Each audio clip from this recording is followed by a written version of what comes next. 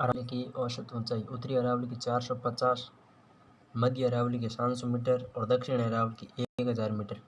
अरावली की संपूर्ण अरावली की औसत ऊंचाई 930 मीटर है। उत्तरी अरावली जिले अलवर, खैरतल, जिजारा, कोटपुतली, बेरोड, जयपुर ग्रामीण, दौसा, दूदू, डिडवाना, कुचामन का पूर्वी भाग, सीकर, नीम का थाना और झुंझुनू का दक्षिण पूर्वी भाग। सांबर से सिंगाना व सिंगाना से खैरतल, तिजारा तक औसत ऊंचाई 450 मीटर। निर्माण क्वार्टर्स हाईलाइट सेलों से इस क्षेत्र की प्रमुख पहाड़ियों में सेकाबाटी की पहाड़ियाँ, तोराबाटी की पहाड़ियाँ, खंडेला की पहाड़ियाँ, सीकर, हर्ष की पहाड़ियाँ, सीकर, जयपुर की पहाड़ियाँ व अलवर की पहाड़ियाँ। चोटी और ऊंचाई रघुनाथगढ़ सीकर 1055, मालखेत सीकर 1052, लोहालगढ़ 1051, झुंझुनू से भोजगढ़ नीम का थाना 979, भोजगढ़ नीम का थाना 979, खो जयपुर ग्रामीण 920, बहरांच अलवर 792, बहरांच अलवर 792, बाबाई जयपुर ग्रामीण 792, बरवाड़ा जयपुर ग्रामीण 786, बरवाड़ा जयपुर ग्रामीण 786, बाबाई नीम का थाना 780, बाबाई नीम का थाना 780। एक तो बाबाई जो कि जयपुर ग्रामीण में 792, एक है बबाई नीम का थाना 780, बिलाली कोटपुतली बेरोड 775, बिलाली कोटपुतली बेरोड 775, मनोहरपुरा जयपुर ग्रामीण 747, बैराट कोटपुतली बेरोड 704, सरिस्का अलवर 677, सिरावास अलवर 651, सिरावास अलवर 651, सिरावास किस जिले में? अलवर में। भानगढ़ अलवर 650, भानगढ़ अलवर 650, जयगढ़ जयपुर 648, जयगढ़ जयपुर 648, नारगढ़ जयपुर 600, नारगढ़ जयपुर 600, अलवर दुर्ग अलवर 600। रणथंभौर में अरावली व विंध्याचल दोनों पर्वतमालाएं आपस में मिलती हैं। सरिस्का अभयारण्य में क्रांस का पठार कहाँ पे? सरिस्का में। कांगड़वाड़ी का पठार भी सरिस्का में। काली घाटी मोर की अधिकता है, काली घाटी सरिस्का में। कांगड़वाड़ी दारा सिखों को कैद रखा था। और डूंडीमल का दर्रा रणथंभौर उद्यान में है। कुशाली घाट सवाईमाधोपुर में। मध्य अरावली विस्तार, मध्य अरावली का मुख्य विस्तार अजमेर व ब्यावर जिले में है। इसके अलावा राजसमंद का उत्तरी भाग, जयपुर ग्रामीण का दक्षिण भाग इसमें शामिल है। सांबर जयपुर ग्रामीण से देवगढ़ राजसमंद तक मध्य अरावली के अंतर्गत आता है। औसतन ऊंचाई 700, उत्तर की 450, दक्षिण की 1000, मध्य की 700। निर्माण संगमरमर, क्वार्टरजाइट व ग्रेनाइट चट्टानों से। मध्य अरावली की चोटियाँ घोरमजी या मायरजी ब्यावर में 934 है। मध्य अरावली की सबसे ऊंची चोटी है ब्यावर में, घोरमजी मायरजी। तारागढ़ 873 अजमेर में, नागपाड़ 795 अजमेर में। घोरमजी की चोटी टोडगढ़ पहाड़ियों का ही भाग है। अच्छा, टोडगढ़ को ही 934 कह सकते हैं या घोरमजी को ही 934 कह सकते हैं।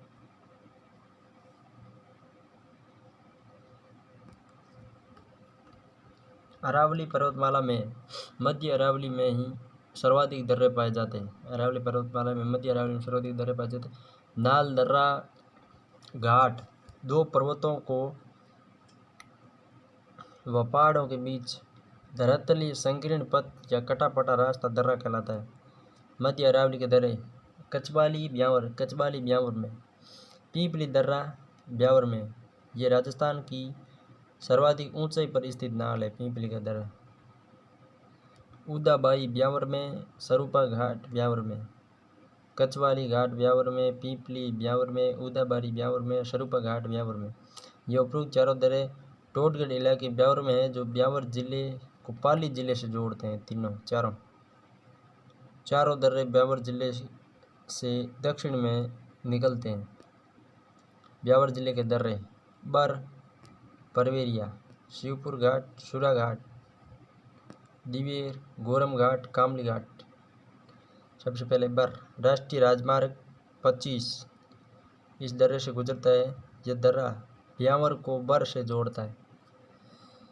बर दर्रा ब्यावर और बर को जोड़ता है। इस दर्रे से जोधपुर जयपुर ग्रामीण मार्ग गुजरता है। जोधपुर जयपुर मार्ग कहाँ से गुजरता है? बर दर्रे से। पखेरिया दर्रा ब्यावर, ये ब्यावर के पूर्व में है। इस दर्रे से ब्यावर से मसूदा मार्ग गुजरता है। शिवपुर घाट या सिसुरा घाट, सिसुरा या शिवपुर घाट ब्यावर के पूर्व में। इस दर्रे से ब्यावर से विजयनगर मार्ग गुजरता है। सूरा घाट ब्यावर में, ब्यावर के दक्षिण में। इस दर्रे से ब्यावर जिले से भीलवाड़ा जिले को जोड़ने वाला मार्ग गुजरता है। दिवेर की नाल राजसमंद में, यहीं से कोठारी नदी का उद्गम होता है। दिवेर की नाल से। गोरम घाट राजसमंद पाली में, ये दर्रा मारवाड़ जंक्शन पाली को देवगढ़ और आमेट राजसमंद से रेल मार्ग द्वारा जोड़ता है। गोरम घाट रेलवे स्टेशन पाली है, किंतु गोरम घाट दर्रा है जो राजसमंद व पाली को आपस में जोड़ता है। कामली घाट राजसमंद पाली में, गोरम घाट राजसमंद पाली आपस में जोड़ता है। कामली घाट ये दर्रा जोजापुर पाली से देवगढ़ राजसमंद को सड़क मार्ग द्वारा जोड़ता है। कामली घाट तो सड़क मार्ग द्वारा जोड़ता है और गोरम घाट रेल मार्ग द्वारा जोड़ता है। नोट: गोरम घाट रेलवे स्टेशन पाली में सौर ऊर्जा से प्रकाशित पहला रेलवे स्टेशन है। ठीक है भाई, पहला है तो बढ़िया बात है ना। दक्षिण अरावली विस्तार देवगढ़ राजसमंद से दक्षिण में उदयपुर सिरोही तक दक्षिण अरावली का विस्तार है। दक्षिण अरावली की श्रृंखलाएं अधिक सघन, ऊंची तथा वनाच्छादित है। जिले राजसमंद, उदयपुर, सलूम्बर, चित्तौड़, प्रतापगढ़, डूंगरपुर, बांसवाड़ा, सिरोही, पाली। औसत ऊंचाई 1000। निर्माण ग्रेनाइट से।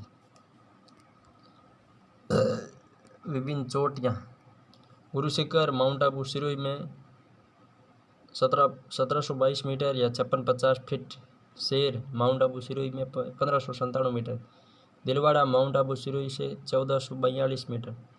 अगली है जरगा जो उदयपुर में 1431 मीटर। अचलगढ़ माउंट आबू सिरोही में 1380 मीटर। आबू सिरोही में 1295 मीटर। अचलगढ़ 1380, आबू 1295, कुंभलगढ़ 1224। राजसमंद में धौलिया उदयपुर 1183, जयराज सिरोही में 1090, ऋषिकेश सिरोही में 1017, कमलनाथ उदयपुर 1001, जयराज सिरोही में 1090, ऋषिकेश सिरोही में 1017, कमलनाथ उदयपुर 1001। सुंदा पर्वत भीनमाल जालोर 991, सुंदा पर्वत ग्रुप पे लगाया गया। सुंदा पर्वत भीनमाल 991। माकड़ मगरा उदयपुर 999, माकड़ मगरा उदयपुर 999। सदनगढ़ उदयपुर 938, सायरा उदयपुर 900, लीलागढ़ उदयपुर 874, डोरा पर्वत जसवंतपुरा की पहाड़ियाँ जालोर 869, नागपानी उदयपुर 867 मीटर। गोगुंदा उदयपुर 840, इसराना जालोर 839, रोजा भाकर 730, झारोला भाकर जालोर 588, कोटड़ा उदयपुर 450 और ऋषभदेव उदयपुर 400 मीटर। गुरु शिखर सिरोही राजस्थान व अरावली की सबसे ऊंची चोटी है। कर्नल टोड ने गुरु शिखर को संतों का शिखर कहा है। इसे गुरु माता भी कहा जाता है। गुरु शिखर पर ही दत्तात्रेय ऋषि का मंदिर बना हुआ है। माना जाता है कि गुरु शिखर का नाम दत्तात्रेय ऋषि के नाम पर ही गुरु शिखर पड़ा था। ये हिमालय व नीलगिरी के मध्य सबसे ऊंची चोटी है। आबू पर्वत खंड सिरोही से यह समुद्र तल से लगभग 1200 मीटर ऊंचा है। इसका संपूर्ण भाग ग्रेनाइट से निर्मित है। इसे एक बैथोलिक की संज्ञा दी गई है। बैथोलिक स्थलाकृति की दृष्टि से इसे एक विशाल इंसेलबर्ग भी कहा जा सकता है। आबू पर्वत खंड 19 किमी लंबा और 8 किमी चौड़ा है। दक्षिण अरावली की दर्रे या मार्ग फुलवारी की नाल उदयपुर में। इस नाल से कोटड़ा से उदयपुर मार्ग गुजरता है। ये मानसी वागल नदियों का उद्गम होता है फुलवारी नाल से। राजस्थान की क्षेत्रफल की दृष्टि से सबसे बड़ी नाल है। फुलवारी नाल सबसे बड़ी है। केवड़ा नाल उदयपुर में। ये उदयपुर और सलूम्बर को आपस में जोड़ती है केवड़ा की नाल। देबारी, देबारी दर्रा उदयपुर में NH27, ये इंपोर्टेंट है भाई देबारी। NH27 पूर्व पश्चिम कॉरिडोर है, ठीक है। इस दर्रे से गुजरता है NH27, चित्तौड़ से उदयपुर की ओर जाने वाला मार्ग है। हाथी दर्रा उदयपुर NH27 गुजरता है पिंडवाड़ा सिरोही की ओर।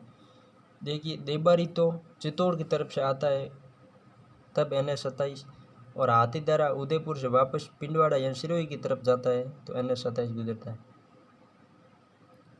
यानी देबारी से आता है हाथी दर्रा जाता है, देबारी से आता है हाथी दर्रे से जाता है NH27। ढेबर दर्रा सलूम्बर में है, ढेबर झील ही है सलूम्बर में, जयसमंद, वहीं पे ढेबर दर्रा है। गोमती नदी निकलती है ढेबर दर्रे से। सोमेश्वर की नाल पाली में, पाली से रणकपुर रास्ते पर देसूरी के निकट स्थित है। सोमेश्वर की नाल पाली से रणकपुर के रास्ते देसूरी के निकट स्थित है। देसूरी की नाल पाली व राजसमंद, देसूरी पाली से 4 भुजा राजसमंद जाने वाला मार्ग है। देसूरी की नाल NH162 गुजरात गुजरता है देसूरी की नाल से। नोट, देसूरी की नाल को ही झिलवाड़ा की नाल या पगलिया नाल कहते हैं। देसूरी स्थान पाली में है, झिलवाड़ा स्थान राजसमंद में है। अतः परीक्षा में दूसरी देसूरी की नाल पूछे जाने पर पाली सही उत्तर होगा और झिलवाड़ा की नाल पूछे जाने पर राजसमंद उत्तर सही होगा। अच्छा, राजसमंद में से झिलवाड़ा या पगलिया नाल कहते हैं, और या पाली में से देसूरी की नाल कहते हैं। मेवाड़ व मारवाड़ को रास्ता देती है ये। हाथीगुड़ा की नाल, हाथीगुड़ा की नाल राजसमंद पाली में कुंभलगढ़ अभ्यारण्य के पास स्थित है। ये दर्रा केलवाड़ा राजसमंद से घनेराव पाली की तरफ निकलता है। बोरांग सिरोही के दक्षिण भाग में जो आबू क्षेत्र को उदयपुर से जोड़ता है। हल्दी घाटी दर्रा राजसमंद में, राजस्थान की अन्य पहाड़ियाँ पर्वत। मेरवाड़ा मध्य अरावली क्षेत्र में, टोडगढ़ ब्यावर के समीप पहाड़ियाँ जो मेवाड़ मारवाड़ को अलग करती है, मेरवाड़ा की पहाड़ियाँ। पीटमांड मैदान जहाँ बनास नदी बहती है। देवगढ़ राजसमंद के समीप की निर्जन पहाड़ियाँ पीटमांड का मैदान कहलाती है, बनास नदी की बेसिन में। गिरवा उदयपुर शहर के चारों तरफ की तश्तरी नुमा, गिरवा यानी तश्तरी नुमा मेघला गिरवा कहलाती है। इस श्रृंखलाबद्ध पहाड़ियों के बेसिन में उदयपुर शहर बसा हुआ है। उदयपुर शहर किस तरह की पहाड़ियों में बसा हुआ है? तश्तरी नुमा में। यहाँ उपखंड, तहसील, पंचायत समिति का नाम भी गिरवा है। उपखंड भी गिरवा है, तहसील भी गिरवा है, पंचायत समिति भी गिरवा है उदयपुर में। तश्तरी नुमा पहाड़ियों को गिरवा कहा गया। भाकर पूर्वी सिरोही की तीव्र ढाल वाली पहाड़ियाँ भाकर कहलाती है। देशरो उदयपुर में जरगा व रागा पहाड़ियों के मध्य का वर्ष भर हरा रहने वाला क्षेत्र देशरो कहलाता है। मगरा उदयपुर का उच्च उत्तर पश्चिम पर्वतीय क्षेत्र मगरा कहलाता है।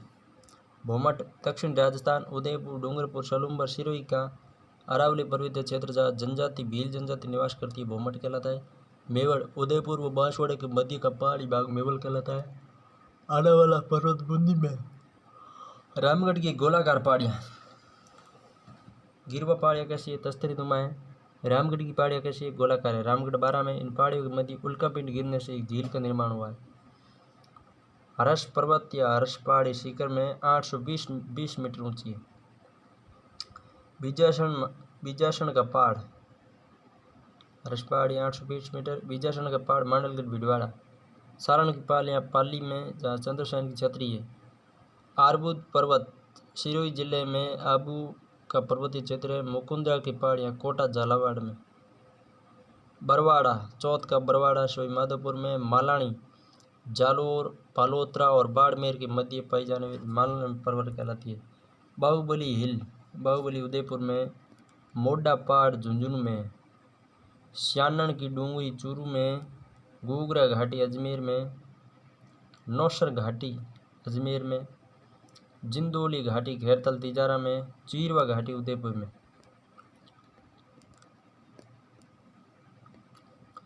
कुक्कुर घाटी रणथंभौर में, जहाँ कुत्ते की छतरी बनी हुई। काली घाटी जहाँ मोरों की अधिकता पाई जाती है सरिस्का में। पहाड़ी दुर्ग त्रिकुट पहाड़ी जैसलमेर। त्रिकुट पर्वत कैला देवी। भामती का किला शाहबाद बारा। मानी या नैनी पहाड़ी बयाना। नानी शिरडी सोजत चिड़िया चौक या पचेटिया पहाड़ी मेहरानगढ़ जोधपुर।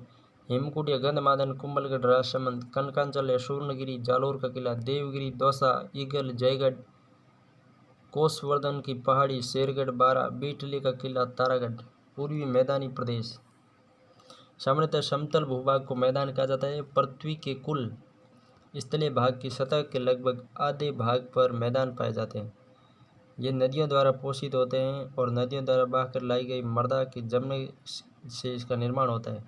इसी कारण ये बड़े उपजाऊ होते हैं और कृषि यहाँ अधिक मात्रा में होती है। राजस्थान का पूर्वी मैदान भाग चंबल, बनास, बाणगंगा और उसकी सहायक नदियों द्वारा निर्मित है, जो विस्तृत रूप से गंगा के मैदान का हिस्सा है। इस मैदान की दक्षिणी पूर्वी सीमा विंध्यन पठार द्वारा बनाई जाती है। जिले अलवर, कोटपुतली, बरूड, खैरतल तिजारा, डींग, भरतपुर, जयपुर, जयपुर ग्रामीण, दूदू, दौसा, टोंक, धौलपुर, करौली, गंगापुर सिटी, सोईमाधोपुर, शाहपुरा, भीलवाड़ा, चित्तौड़, सलूमपुर, प्रतापगढ़ और डूंगरपुर, बांसवाड़ा। कुल क्षेत्रफल 23.3%। कुल जनसंख्या 39%। मिट्टी जलोढ़, दोमट, कांप, कछारी। जलवायु आर्द्र जलवायु। फसलें गेहूँ, जौ, चना। वर्षा 50 से 80 सेंटीमीटर। सामान्य ढाल पूर्व की ओर, क्योंकि जैसे नदियाँ निकलती है पूर्व की ओर चंबल। औसत ऊंचाई 200 से 500 मीटर। सिंचाई कुओं द्वारा अधिक होती है। प्रमुख नहरें भरतपुर नहर व गुड़गांव नहर। विशेषताएं, ये अरावली पर्वतमाला के पूर्व में स्थित है। राजस्थान का सर्वाधिक जनसंख्या घनत्व वाला भाग है। यह राजस्थान का सर्वाधिक कृषि विकास वाला भाग है। कृषि का सर्वाधिक विकास हुआ है। यह राजस्थान का सर्वाधिक उपजाऊ भौतिक भाग है, इसलिए इसे खाद्यान्न का कटोरा भी कहते हैं। खाद्यान्न का कटोरा भौतिक भाग तो पूरी प्रदेश और जिला तो गंगानगर। ये राजस्थान का सर्वाधिक औद्योगिक विकास वाला क्षेत्र है। इस मैदानी भाग में स्थित माई नदी के अतिरिक्त सभी नदियां बंगाल की खाड़ी में जाती हैं। पूर्वी मैदानी प्रदेश को मुख्यतः 4 भागों में विभाजित किया गया है। चंबल बेसिन, छप्पन बेसिन या माई बेसिन, बनास बेसिन या बाणगंगा बेसिन। सबसे पहले पढ़ते हैं चंबल बेसिन। ये चंबल नदी द्वारा निर्मित मैदानी भाग है, जो कोटा, बूंदी, बारा, झालावाड़, सोईमाधोपुर, करौली, धौलपुर जिलों में विस्तृत है। चंबल घाटी की स्थलाकृति पहाड़ियाँ और पठारों से निर्मित है। इस बेसिन का कुल एरिया लगभग 4500 वर्ग किलोमीटर है, जो बीहड़ों रेविनस से प्रभावित है। बीहड़ें, अवनालिकाएँ, रेविनस, डांग, उत्खात स्थलाकृति, बेड लैंड टोपोग्राफी। चंबल नदी के आसपास स्थित ऊंची नीची कृषि की अयोग्य भूमि को उत्खात स्थलाकृति कहते हैं। इसे स्थानीय भाषा में डांग कहते हैं। सर्वाधिक डांग भूमि करौली में है। करौली को डांग की रानी कहा जाता है। Beard ravines. नदियों के प्रवाह के कारण मिट्टी के अत्यधिक कटाव, अवनलिकाएँ अपर्दन हो जाता है और गहरी गहरी घाटियाँ बन जाती है, जो बीड़ कहलाती है। ये बीड़ चंबल बेसिन में चंबल नदी के सहारे कोटा से धौलपुर तक विस्तृत हैं। बीड़ डाकुओं की शरण स्थली कहलाते हैं। राजस्थान में बीड़ प्रभावित जिले कोटा, सोईमाधोपुर और बूंदी। चंबल नदी अपने उद्गम स्थान से लेकर यमुना में मिलने तक स्थलाकृति का निर्माण करती है, जैसे गार्ज नदी का गार, जलप्रपात सिप्रिका, नींग पॉइंट्स, बीहड़ भूमि। सिप्रिका या रैपिड नदी के मार्ग का वह हिस्सा जहाँ नदी का ढाल किसी अवरोध के कारण सामान्य की अपेक्षा अधिक होता है और जल प्रवाह अत्यधिक तीव्र होता है, उसे सिप्रिका कहते हैं। खादर चंबल नदी के प्रवाह क्षेत्र में 5 मीटर से 30 मीटर तक गहरे गड्ढे वाली भूमि को स्थानीय भाषा में खादर कहते हैं। बेसिन स्थल का वह भाग जहाँ नदी और उसकी सहायक नदियाँ बहती है, इस क्षेत्र को बेसिन कहा जाता है। छप्पन बेसिन या माई बेसिन माही नदी का अपप्रवाह क्षेत्र जो मध्य प्रदेश से निकलकर इस क्षेत्र से गुजरती हुई खंबात की खाड़ी में गिरती है। माही बेसिन बांसवाड़ा, डूंगरपुर और प्रतापगढ़, डूंगरपुर व दक्षिणी पूर्वी उदयपुर में वर्तमान में सलूम्बर जिला सम्मिलित कर दिया गया है। माही बेसिन राजस्थान के दक्षिणी भाग में अवस्थित है। यह क्षेत्र असमतल है। सर्वत्र छोटी छोटी पहाड़ियाँ, पहाड़ियों के मध्य संकीर्ण घाटियाँ, कहीं विस्तृत समतल क्षेत्र। यह क्षेत्र पहाड़ियों से युक्त कटापटा होने के कारण इसे स्थानीय भाषा में वागड़ नाम से पुकारा जाता है। यह क्षेत्र पहाड़ियों से युक्त व कटाफटा होने के कारण वागड़ कहलाता है। इसमें लाल मिट्टी का प्रसार अधिक है। इस क्षेत्र की ढाल पश्चिम की ओर है। औसत ऊंचाई 200 से 400 मीटर है। कांटल प्रतापगढ़ में माही नदी का बहाव क्षेत्र का इलाका कांटल मैदान कहलाता है। प्रतापगढ़ का प्राचीन नाम कांटल था, इसलिए माही नदी को कांटल की गंगा कहते हैं। प्रतापगढ़ का प्राचीन नाम कांटल था, तो इसलिए माही नदी को कांटल की गंगा कहते हैं। छप्पन का मैदान बांसवाड़ा से प्रतापगढ़ के मध्य का भाग, जिसमें 56 नदी नालों का समूह, गांवों का समूह, इसे 56 का मैदान कहते हैं। वागड़ डूंगरपुर व बांसवाड़ा क्षेत्र में वागड़ी बोली गुजराती प्लस राजस्थानी बोली जाती है। मान्यता है कि वागड़ी बोली के कारण इस प्रदेश को वागड़ कहा जाता है।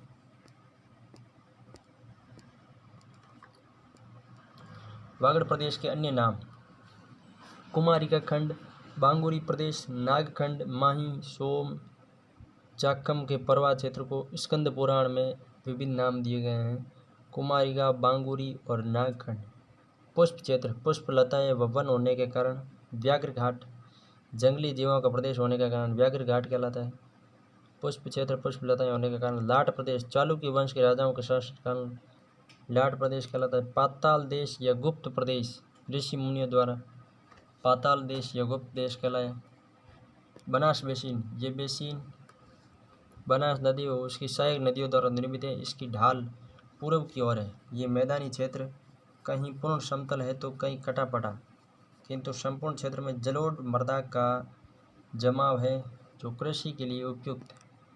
बनास बेसिन की सीमा पश्चिम में 50 सेमी वर्षा रेखा द्वारा निर्धारित होती है। उत्तर में इसकी सीमा अलवर की पहाड़ी और पूर्व में विंध्य कगार द्वारा सीमांकित है। इसे बेसिन की औसतन ऊंचाई 280 मीटर से 500 मीटर के बीच है।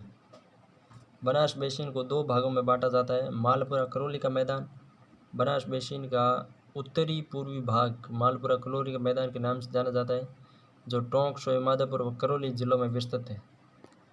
इस क्षेत्र में A.M. हेरोन ने तृतीय पेलिब्रोन नाम दिया। ये मालपुरा, टोंक व करौली के मध्य विस्तृत उपजाऊ मिट्टी का मैदान है, जो कांपीय मिट्टी, नीच व शिष्ट चट्टानों से निर्मित है। यहाँ के बलुई पत्थरों का विदेशों में निर्यात होता है। कहाँ के? मालपुरा, टोंक या करौली के पत्थर। इसकी औसत ऊंचाई किसकी? बनास बेसिन या मालपुरा के मैदान की 280 से 400 मीटर है। इसका ढाल दक्षिण पूर्व से पूर्व की ओर है। मेवाड़ का मैदान बनास बेसिन का दक्षिणी भाग मेवाड़ का मैदान कहलाता है, जो मुख्यतः भीलवाड़ा, शाहपुरा व चित्तौड़ में विस्तृत है। खेराड़ शाहपुरा जिले का जाजपुरा का क्षेत्र। माल खेराड़ मालपुरा का क्षेत्र माल खेराड़ कहलाता है, और खेराड़ यानी शाहपुरा जिले का जाजपुर क्षेत्र। बाणगंगा, ये बाणगंगा नदी के बहाव क्षेत्र में मैदान है। जिले जयपुर, जयपुर ग्रामीण, दौसा, डींग, जयपुर। बाणगंगा नदी बैराट की पहाड़ियाँ जयपुर से निकलती है। ये सर्वाधिक उपजाऊ मिट्टी है, जहाँ पूर्वी मैदानी प्रदेश का सर्वाधिक उपजाऊ भाग है। पूर्वी मैदानी प्रदेश का बाणगंगा बेसिन सर्वाधिक उपजाऊ प्रदेश वाला भाग है। राजस्थान का दक्षिण पूर्वी पठारी प्रदेश, राजस्थान का दक्षिण पूर्वी भाग एक पठारी भाग है। प्राचीन काल में हाड़ा वंशीय शासकों का क्षेत्र होने के कारण इसे हाड़ौती के नाम से जाना जाता है। यह पठार मध्य प्रदेश में स्थित मालवा के पठार का उत्तर पश्चिमी हिस्सा है। पठार कम ढाल वाले ऐसे ऊंचे व चौड़े भूभाग जो ऊपर से समतल होते हैं, पठार कहलाते हैं। पठारों का निर्माण एक विस्तृत भूभाग के किसी कारणवश ऊपर उठ जाने के कारण होता है। कुछ पठार ज्वालामुखी लावा से भी निर्मित होते हैं। राजस्थान के मुख्यतः दक्षिण पूर्वी के 7 जिलों कोटा, बूंदी, बारां, झालावाड़, रावतबाड़ा, चित्तौड़, बिजोलिया, भीलवाड़ा, पूर्वी बांसवाड़ा में इसका विस्तार है, लेकिन मुख्यतः कोटा संभाग के 4 जिले भैंसोड़गढ़ से बिजोलिया तक विस्तृत ऊपरमाल का पठार भी हाड़ौती के पठार का ही भाग है। ये क्षेत्र गोंडवाना क्षेत्र का अवशेष है। बोली हाड़ौती है। क्षेत्रफल 6.49%, कुल जनसंख्या 11%, औसत ऊंचाई 500 मीटर। मिट्टी काली, कपासी, रेगूर। इस क्षेत्र की अधिकांश मिट्टी लावा निर्मित है, जो काफ़ी उपजाऊ मिट्टी है। फसल अफीम, सोयाबीन और कपास। प्रमुख नदी चंबल। चंबल के अतिरिक्त काली सिंध, परवन, पार्वती नदी इस क्षेत्र में बहती है। औसत वर्षा 80 से 120 सेंटीमीटर है। जलवायु अति आर्द्र जलवायु है। सामान्य ढाल दक्षिण से उत्तर पूर्व की ओर इसका सामान्य ढाल पाया जाता है। संक्रांति प्रदेश। यह प्रदेश अरावली व विंध्याचल पर्वतमाला को जोड़ने की कड़ी है, इसलिए हाड़ौती के पठार को संक्रांति प्रदेश कहा जाता है। इस प्रदेश भूभाग के अस्पष्ट अधर प्रवाह का क्षेत्र है। यह प्रदेश राजस्थान का सर्वाधिक नदियों के बहाव वाला भौतिक प्रदेश है। यह राजस्थान का न्यूनतम क्षेत्रफल वाला भौतिक प्रदेश है। राजस्थान में सर्वाधिक वर्षा वाला इस भूभाग की सबसे ऊंची चोटी चांदखेड़ी, झालावाड़ 517 मीटर है। हाड़ौती के पठार को मुख्यतः 2 भागों में बांटा गया है, विंध्यन कगार और दक्कन लावा पठार। विंध्यन कगार, दक्कन लावा पठार। विंध्यन कगार, विंध्यन स्कार्पलैंड करौली, धौलपुर, सवाईमाधोपुर जिलों में विस्तृत है। विंध्यन कगार भूमि विंध्याचल पर्वत का अंतिम भाग है, बलुआ पत्थरों से निर्मित है। यह चंबल, बनास नदियों के मध्य का क्षेत्र है। विंध्यन कगार चंबल व बनास नदियों के मध्य का क्षेत्र है। कगारों का मुख बनास और चंबल के बीच दक्षिण और दक्षिण पूर्व की ओर तथा बुंदेलखंड में पूर्व की ओर फैले हुए हैं। उत्तर पश्चिम में चंबल के बाएं किनारे पर तीव्र ढाल वाले दिखाई देते हैं। इस क्षेत्र की कगार दिखाई देते हैं। इस क्षेत्र की कगार भूमियों की औसत ऊंचाई 350 से 550 मीटर के हैं। बलुआ पत्थर धौलपुर, गुलाबी पत्थर करौली।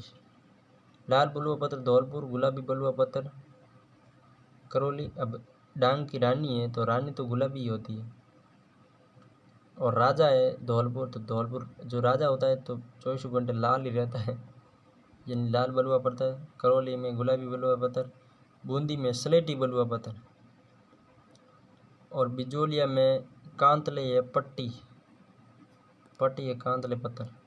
मान सीमा भ्रंश, ग्रेट बाउंड्री फॉल्ट। राजस्थान के दक्षिण पूर्वी भाग से महान सीमा भ्रंश, जो अरावली पर्वतमाला के पूर्व में स्थित है तथा बूंदी, सवाईमाधोपुर की पहाड़ियों के सहारे फैला हुआ है। अरावली व विंध्याचल पर्वतमाला का मिलन स्थल होने के कारण महान सीमा भ्रंश कहलाता है। ये भ्रंश चित्तौड़ के बेगू, उत्तरी कोटा, संतूर, बूंदी, सवाईमाधोपुर व सपोट्रा, करौली, धौलपुर में देखा जा सकता है। दक्कन का पठार डेक्कन लावा प्लांटेव कोटा, बूंदी, बारां, झालावाड़ में विस्तृत है। नदी निर्मित मैदान हाड़ौती के पठार में चंबल और उसकी सहायक नदियों जैसे काली सिंध, पार्वती, परवन, मेच ने उपजाऊ मैदान का निर्माण किया है। कांपीय बेसिन कोटा में कांपीय बेसिन का निर्माण करती है नदियाँ। चंबल और उसकी सहायक नदियाँ जैसे काली सिंध और पार्वती ने कोटा में एक त्रिकोणीय कांपीय बेसिन का निर्माण किया है। चंबल, काली सिंध और पार्वती ने कोटा में त्रिकोणीय कांपीय बेसिन का निर्माण किया है। मिट्टी काली, बेसाल्ट तत्व की प्रमुखता। औसत ऊंचाई 210 से 275 मीटर। इस क्षेत्र में दक्कन लावा की शैल पाई जाती है। विंध्याचल पर्वत पश्चिमी भाग है। विंध्याचल का पश्चिमी भाग है, दक्कन का लावा पड़ा। अर्धचंद्र का पर्वत, बूंदी की पहाड़ियाँ व मुकुंदरा की पहाड़ियाँ अर्धचंद्रा का रूप में फैली हुई हैं। बूंदी की पहाड़ियाँ, ये पर्वत श्रेणी लगभग 96 किलोमीटर की लंबाई में उत्तर पूर्व से हैं बाहर हो गया यहाँ आला था।